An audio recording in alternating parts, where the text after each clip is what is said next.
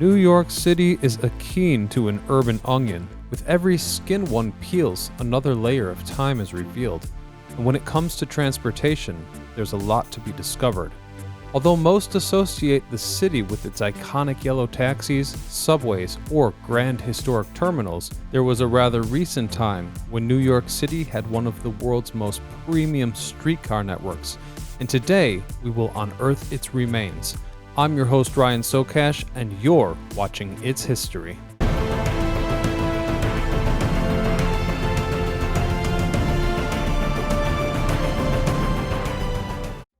The development of New York's streetcar network directly affected the rapid progress of the city, but began with extremely primitive technology. Horse cars were operated in some districts of the city, with animals pulling the cars along rails, allowing riders to traverse the city and connect to railroads, ferries, and other forms of transportation. Some complained about the slow speed and the immense amount of waste left around the city by the new network. But generally, this service was an effective alternative for riders who would otherwise experience harsh weather conditions. The expansion of the horsecar lines fostered the city's development along their corridors. As the Industrial Revolution took hold, new technologies became available. Shortly after the Civil War, the cable car was introduced in many American cities, replacing many of the horsecar lines. The cable car operated by attaching a car to a constantly running cable underground. To stop, the operator would detach from the cable and apply the brake. Cable cars were large and faster than horse cars and provided an intermediary step in the development of the streetcar. However, cable cars also had major drawbacks. They were expensive to operate and maintain.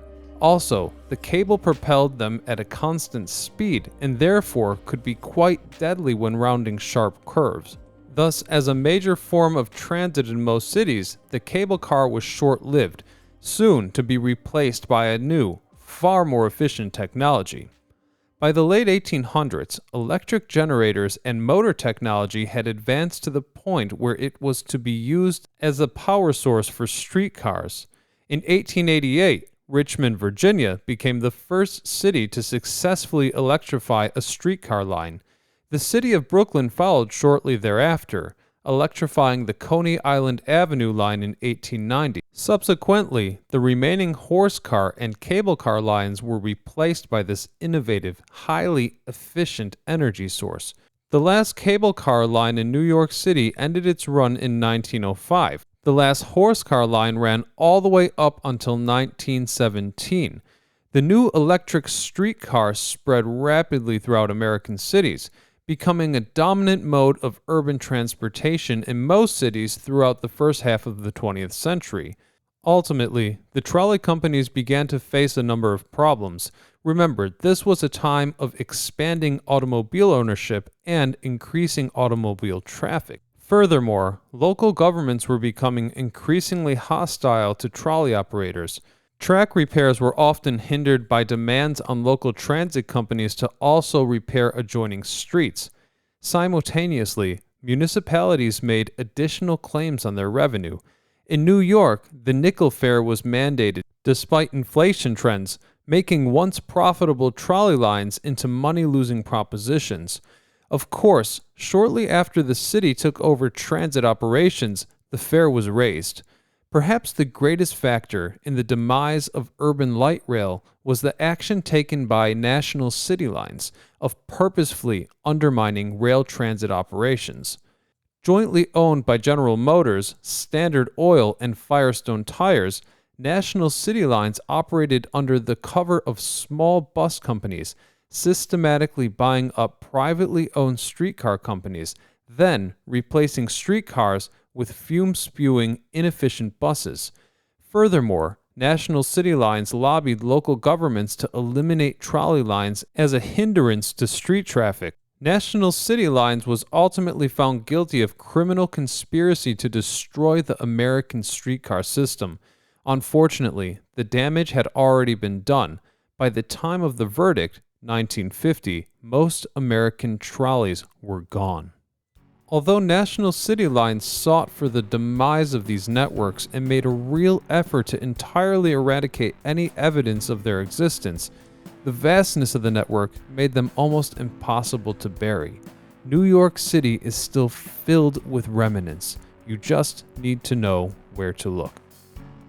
Most elements of the former network are hiding in plain sight. Hundreds, if not thousands, of minor pieces such as poles, tracks, or inscriptions found on buildings. There are also plenty of cases of the streetcar network being repurposed for the use of modern-day transport. However, I'd like to present you with some more magnificent examples. Let's start with the Queensboro Bridge trolley terminal that was once a highly trafficked portion of the network, serving passengers between 1909 and 1959.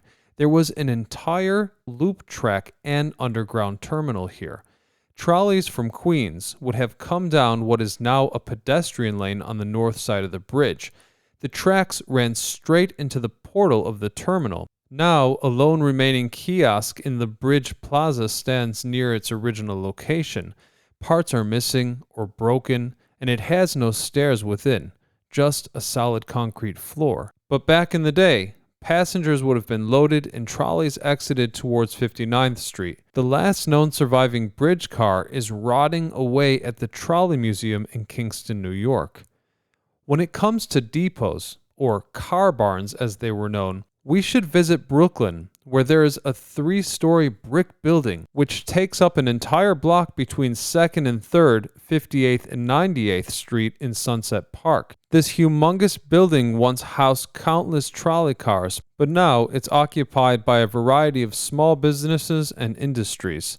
This depot was built for the Brooklyn City Railroad, which was first incorporated as a horse car line in 1853, and later by electrified streetcars. While many older trolley barns were demolished or turned into bus depots, this historic building, which handled lines from 2nd and 3rd Avenue, was compartmentalized for local use. Over in Queens are the ornamental remains of the former New York and Queens Railroad Company trolley barn. It was built in 1896, and the towers could be seen for miles. The railway building contained the largest car barn in Queens, and serviced trolley cars from Flushing, College Point, Jamaica, and Long Island.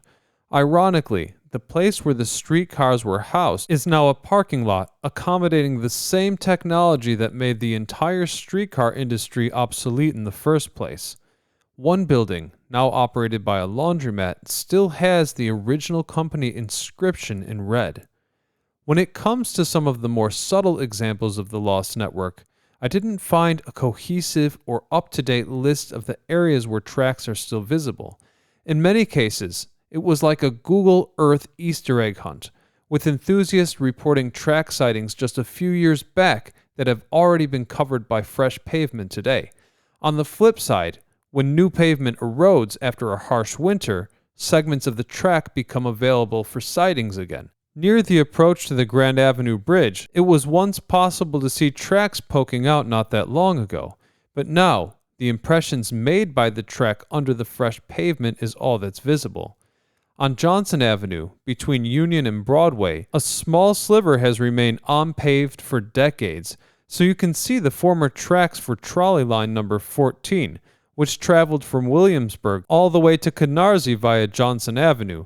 The line ended its service on May the 27th, 1951, and was severed from the rest of Johnson Avenue when the housing project was being constructed.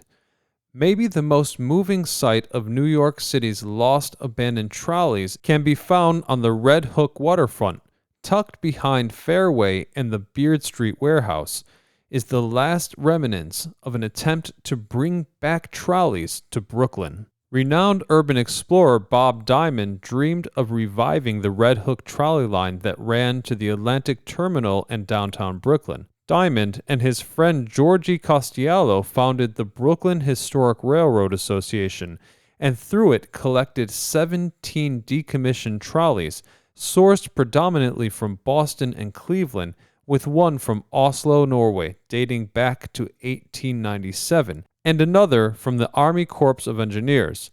The organization also salvaged rails and constructed new tracks along the Red Hook waterfront. This was possible without government support due to the cooperation of George O'Connell of the O'Connell Organization, which owns and operates many of the historic buildings in the neighborhood. For a period of time, a 1-mile loop of trolley track went from the warehouse into the Red Hook neighborhood along the Conover Street and Van Brunt Street. The pilot was short-lived, however, with the city determining that trolleys were not the best option for improving transit across Red Hook. Apparently, the project ended the second day Bloomberg was in office. The rail tracks were quickly removed and Diamond lost access to the warehouse. One trolley remains, the 3303 Boston T Green Line dating back to 1951. It has been painted blue in the last few years, but the T logo is still visible. The trolley car now reads "No Stops" on its front place card. The doors are in rough shape and locked by chain and padlock, and long gone are the days when the public could enter the inside of the trolley. Now you might be wondering why a video about old random track fragments found around New York City is of any value, and I'd like to offer you my thoughts on that. Anyone who enjoys urban exploring understands that often the most graphic exhibition of time can be found within deterioration. And whereas major forsaken places such as Pripyat, Ukraine in the Chernobyl exclusion zone, or Centralia, Pennsylvania for that matter, makes a strong, very impactful impression on those who choose to visit or even research the topics, I'd argue that the subtle notion of decaying track fragments in the contrast of one of the world's richest cities is more of a commentary on vulnerability, that perhaps no matter how grand an idea, at some point things will peak and at some point things will fade. Only those of us who take the time to appreciate and observe little fragments of history, such as pieces of track in New York, can keep that memory alive, the zest of the time. Thank you for watching It's History. If you enjoyed this video, make sure you see our episode about the lost Chicago tunnels, subscribe, and definitely consider supporting us on Patreon.